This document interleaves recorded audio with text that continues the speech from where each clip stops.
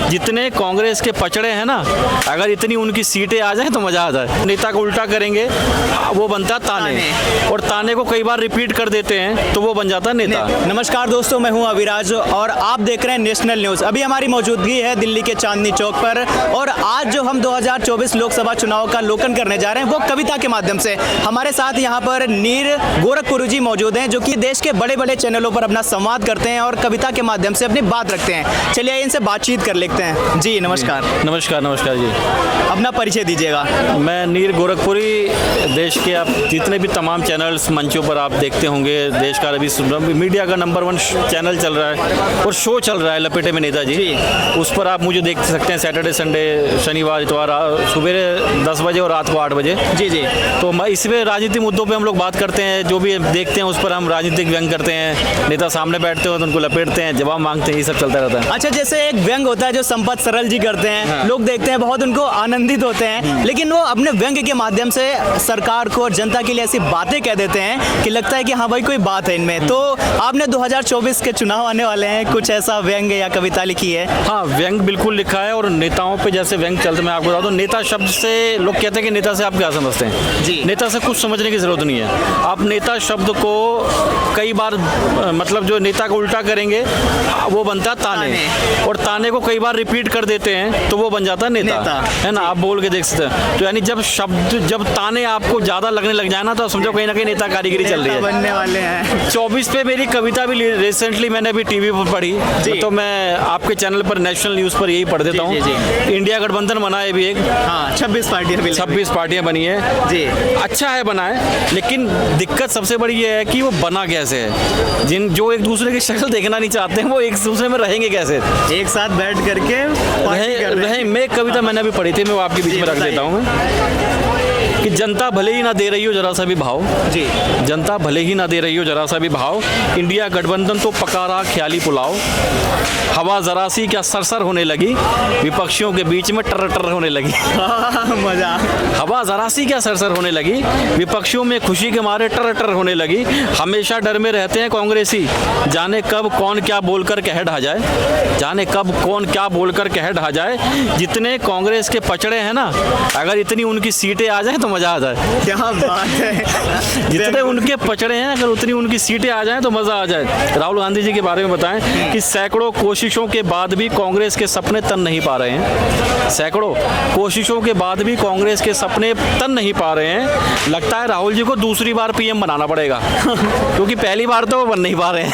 क्या बात है, व्यंग के माध्यम से तीखा प्रहार। तो पहली बार तो बन नहीं पा रहे हैं, और मलाईदार लच्छेदार वादे हैं बस, जो अब जनता को भाते नहीं है। सीधी सी बात है, भाजपा ही कह रहे हैं कि सीधी सी बात है, अगर आप इतने अच्छे होते ना तो हम आते नहीं। क्या बात है, हम आते नहीं। और जवान का एक डायलॉग है, उसको कनेक्ट किया इससे जी कि हमें विलन बताकर हीरो बन रहे, पर याद रहे मिनटों में बड़े बड़े खेल हो जाते हैं।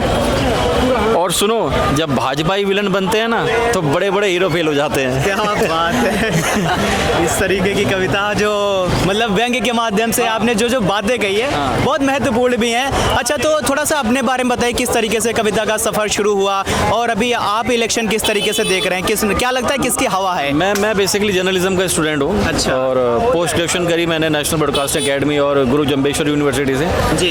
तो लेखन वहीं से शुरू था, पत्रकारिता करी 8-10 साल मैंने किया, और अभी भी एक कहीं ना कहीं अब प्रॉपर तरीके से नहीं है फ्रीलांस तौर पे, कभी कोई आर्टिकल लिख दिया कुछ ऐसे जी। जब इसकी शुरुआत हुई तो धीरे धीरे ये बढ़ता गया, शौक से फिर प्रोफेशन बन गया।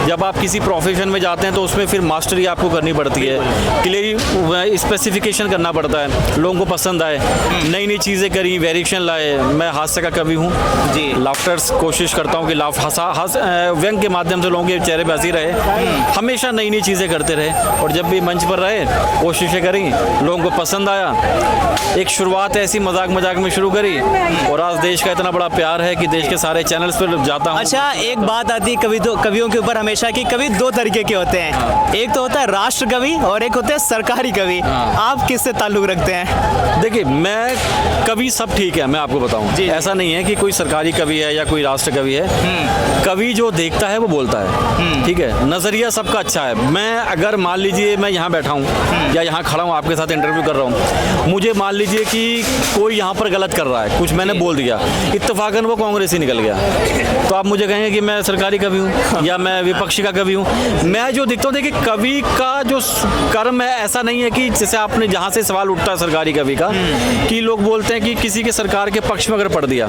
मेरा अगर आप देखेंगे तो मैंने महंगाई, जब यूपी इलेक्शन हुए, महंगाई पे सबसे इंडिया का पहला पॉलिटिकल रैप सॉन्ग लिखा मैंने महंगाई के ऊपर, बस करो मोदी सरकार। अच्छा, तो एक बार वो हम सुनना चाहेंगे। हाँ, मैं आपको बना दूँ कि बस करो मोदी सरकार, बस करो मोदी सरकार, खाली खाली जेब, खाली खाली पेट, कौड़ियों के भाव हुआ लाइफ का है रेट, चिंटुओं की फौज है चारों तरफ, क्यों जिंदगी भी कर दी है जैसे बर्फ, क्यों चैन खुशियाँ भी देखो जल रही हैं, खुशियाँ भी सारी चल रही हैं, अच्छे अच्छे दिन वाली याद है कहानी, इसी ने कराई है याद हमें नानी, महंगी महंगी गाड़ियों के फ्लॉप हुए रोल, देखो देखो कॉलर ताने फिरे पेट्रोल, देख महंगाई बोले सब बार बार, बस करो मोदी सरकार, बस करो मोदी सरकार। इसे यूट्यूब पे आप देख सकते हैं। और जब टीवी पे आप देखते तो मैं कांग्रेस की, विपक्ष की बड़ी बजाता हूँ।